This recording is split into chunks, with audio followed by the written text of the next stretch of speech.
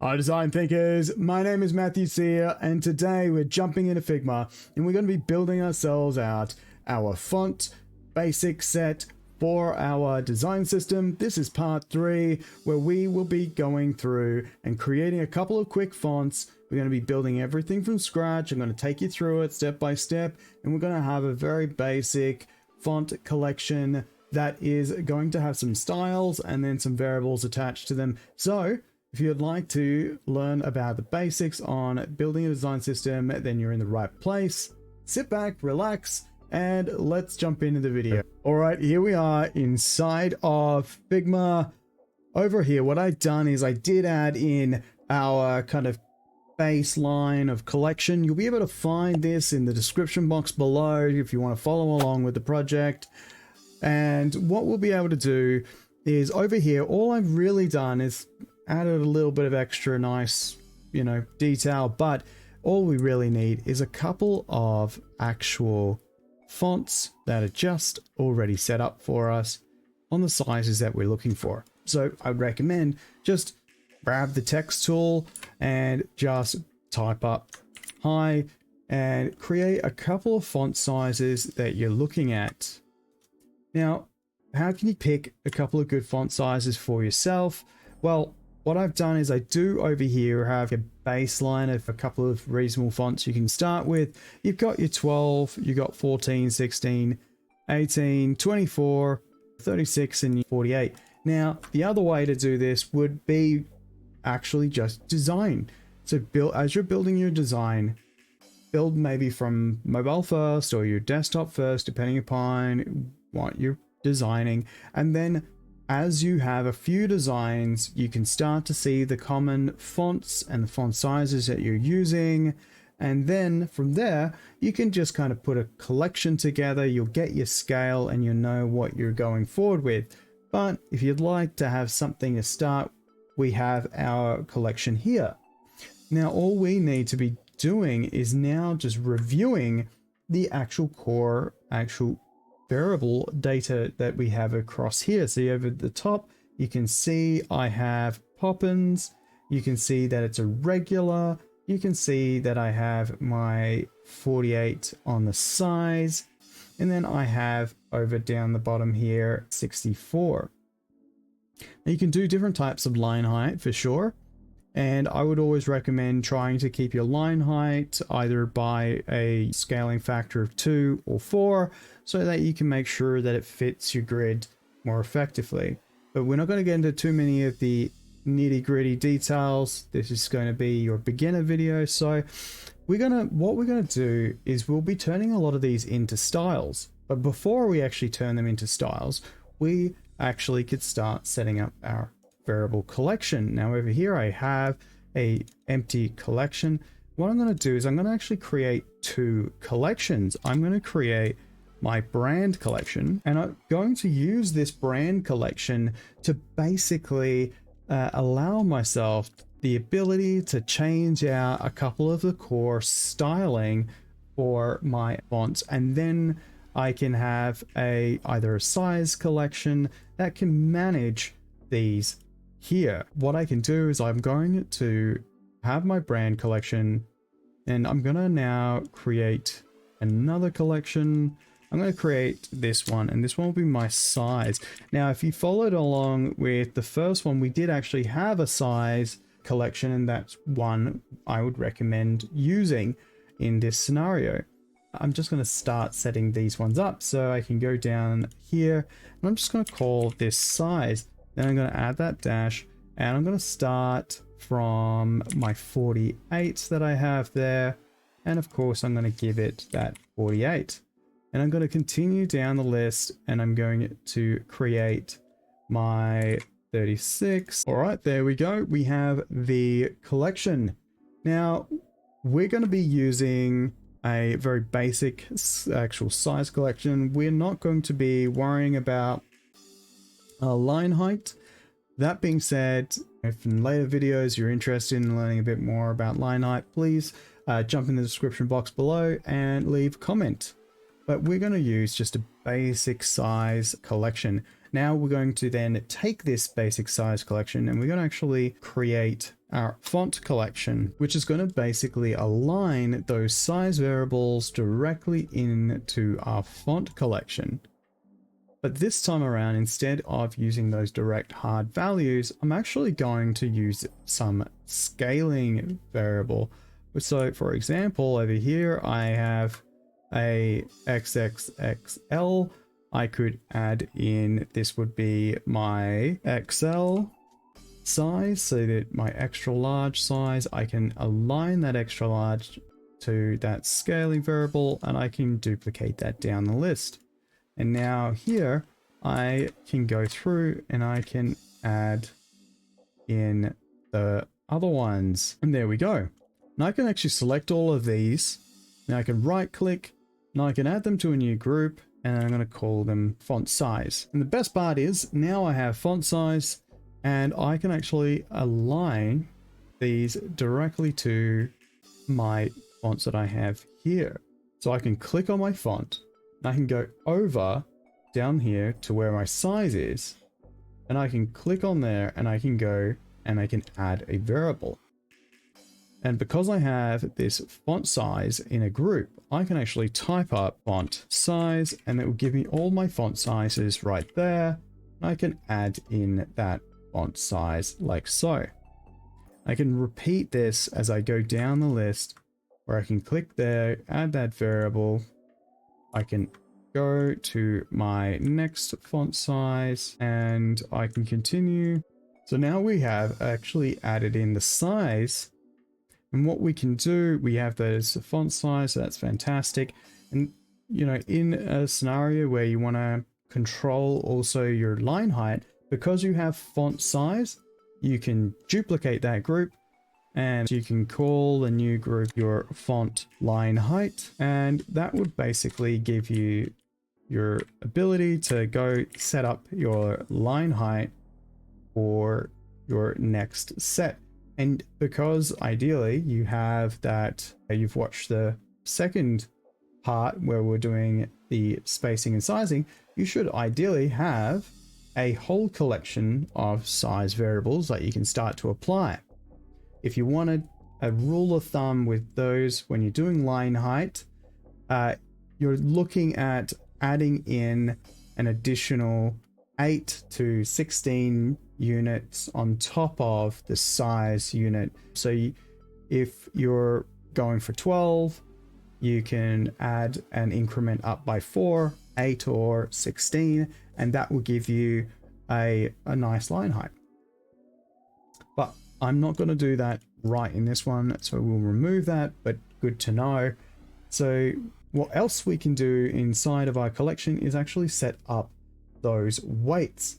Now you could either use the words like regular, light, normal, so on, but I'm going to actually use a number.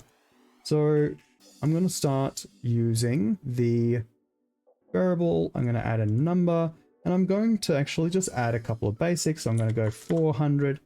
So my 400 weight is basically a regular, and I'm going to put a 500 weight, which will be my medium.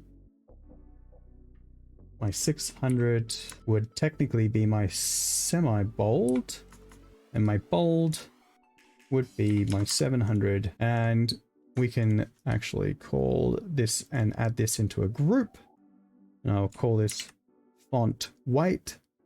And now I have my font weight group where I can now actually align my weight to the text. So these are regular. So I can go down here and I should be able to look for that font, and I can do a W, which will mean my weight, and then I can go and align that like so. And of course you just continue down the list as you are aligning these across all of your fonts. The great part about doing it where you're adding it to your fonts, where before you've actually turned these fonts into styles, is that later you can turn these fonts into styles, and then the styles will have all of your variables already set up. And now I've aligned my weight. Beyond that, I Haven't yet added in that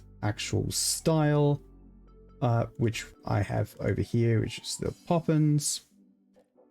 So because I've aligned those and I've actually got my poppins at the top there, I can go back to my brand, and I'm gonna have, like, I can have a brand, and that brand could have my colors in it, but it could also have my actual font type that I want to choose and multiple font types that I want to choose. And that's why having a brand collection allows us the flexibility to then pass down the brand values to the right collection. So here I'm just going to actually add a string collection, and I'm just going to call this font style, and I'm only going to have just one inside of here. I don't really need to have more, but over here I can actually put in the poppins one. And the best part is, if I want to, I could actually press the plus button and I could add different font families. And this is the style here, which is fantastic and makes sense. But when I go back to my font, what I want to do though is actually put the font family, because that will be the family of fonts that we're going to be using inside. And we're going to create a collection, and I'm going to call this my font family. I can grab and drag that at the top. Might call this the style, like so.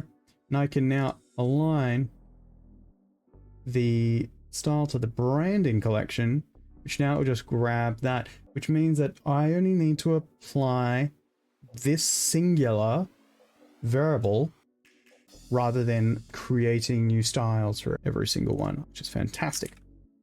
So I can go over here and click on where those fonts are. I can press this little apply variable button, and I can now search up that font family one under styles. There we go. And I can apply that. I can go up top here, and this one can get a little bit more nitty gritty because you've got to click through multiple menus. Here we go. So now we've added those in here. We have that font family tied in, we have the size, we have the weight, and we actually have all of our little fonts all set up, all aligned. We've got all of that right there. Now, we haven't necessarily assigned these other versions where we have the medium weight and the actual other weights there. And that's okay, because we assign them all to this right here. So all we need to do is grab that and drag that out. And the best part is, because I can click this, I can actually just click the next one down from that. You can continue on until you have all of your weights that you need for your project. There we go. I would rinse and repeat and basically have my whole collection from regular to medium to semi-bold to bold, and until whenever I, want. From there, we can now create our styles. Now, there's a really slow way to create styles. So you can go over here and you can actually go down and you can press that little plus button and you can give it a name. For example, like this style, we do have this one, and this one was that extra large style. So we looked at ours, we have the 3XL, and we could turn around and group them however we like, but in this scenario I'd probably use a simple font method on how I would save my styles. This would be my font, and then I'll do a slash, which means that I'm putting it into a group, and then I will call this one my 3XL, and then I will do another slash, and I can put it into another group, and this one, because this one is my regular, I could do my 400. And if I press create, it will create that font group with the 3XL with the 400 inside. And then of course I just rinse and repeat. So I would do the same. I would go down over here. I would add this in, and then all that I'll do is then click on the next one, font slash 2XL slash and the 400 group. This can get a little bit tedious, of course, as you are going to continue down the list. You could technically do the same for the rest. Unfortunately, there's no real easy way to do a lot of this. That being said, there's a fun little trick that I'll share with everyone where you can, let's say, grab this set. Let's say you've finished off copying some of the items. You can actually go cut, and then you can go Control Z and you can undo that, or Command Z and you can undo that. And then you can go to a random other file and you can Control V and paste it, or Command P and paste it, and there you go. And now you have these new ones, and this is where you can simply type in a different name. And then you can grab it once again and you can cut it, and you can go back here and you can paste it. And now I have added in those extra two, and I can grab that, drag that 500 at the top, and I can just go and edit that value, and I can change, for example, that weight part of it to the 500 weight, rather than having to manually create every single one of these. So overall, that will be it. Basically have the ability to now go through and just create all of those fonts, and then once you've done, you're basically ready to go with your whole collection of your own textiles that are now attached to your local collection. And inside of here you also have your brand collection, and I can press plus and I can change that actual other secondary brand style to whatever I like. Overall, I hope that this has been helpful for you, and you'll be able to grab that project in the description box below. Let me know what you think so far of the beginner's guide, building a design system from scratch. I'd love to get your feedback.